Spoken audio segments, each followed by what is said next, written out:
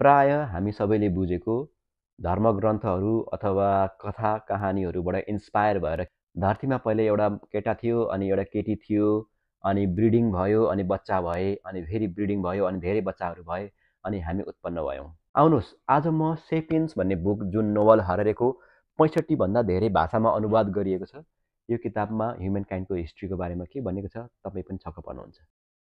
मान्छेको उत्पन्न धरतीमा राज गर्नु कहिले पनि थिएन जुन अहिले हामी गरिरहेका छौँ। धरतीमा राज गर्नु हाम्रो प्राकृतिक अधिकार चाहिँ होइन। हामी कहिल्यै पनि अरू जनावरभन्दा ठुलो थिएनौँ। हामी फास्टेस्ट पनि होइनौँ, हामी स्ट्रङ्गेस्ट पनि होइनौँ। हामी अरू जनावर जस्तै सेम आहारा खोज्ने, शिकारीहरूबाट बाँचेर हिँड्ने, जाडोमा गर्मीमा कसरी आफूलाई सर्भाइभ गर्ने। हामीभन्दा ठुलो शक्तिशाली अनि अझै स्ट्रङ जनावरहरू अरू धेरै पनि थिए। तर हामी सेपियन्स थोडा अलग थियौँ। अब यो धरतीमा सेपियन्स यानि कि हाम्रो मात्रै उत्पन्न भयो त? भएन। अलग अलग समयमा या त सेम कालखण्डमा यो जुन धरती छ, धरतीको विभिन्न भागमा धेरै प्रजातिको मान्छेहरूको उत्पन्न भयो। जस्तै कि सबैभन्दा अन्तिममा हाम्रो सेपियन्स अथवा हाम्रै समयमा अलिक अगाडि निएन्डरथल्स थिए। त्योभन्दा अलिक अगाडि होमो इरेक्टस, अझै अगाडि होमो हेबिलिज अनि त्योभन्दा अगाडि अस्ट्रालोपिथेकस। यो विभिन्न नामहरू त मैले भने। अब यसको उत्पन्नै चाहिँ कसरी भयो त सुरुवात?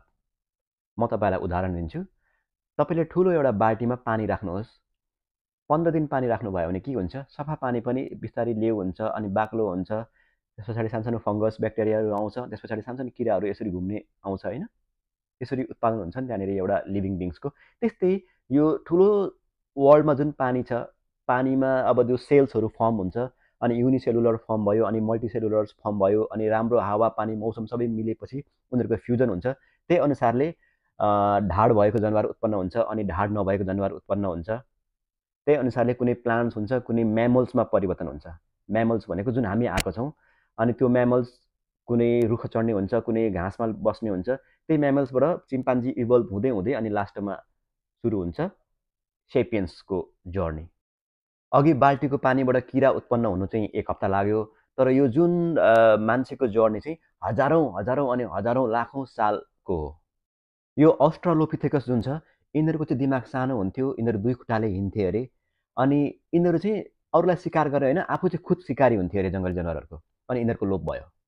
यो होमो हेबिलिज चाहिँ सिम्पल टुल्सहरू बनाउन सक्ने क्षमता राख्थ्यो, अलिक ठुलो दिमाग थियो, तर स्टिल उनीहरू राम्रो शिकारी थिएन। उनीहरूले कसैले मारेर छोडेको चाहिँ गएर खान्थे। होमो इरेक्टस नामै काफी छ, यिनीहरू ठाडो भएर हिँड्न सक्थे। यिनीहरूले आगोको उत्पादन गरे र यिनीहरू चाहिँ फर्स्ट टाइम अफ्रिकाबाट अर्को ठाउँ गए। अब आउँछ निएन्डरथल।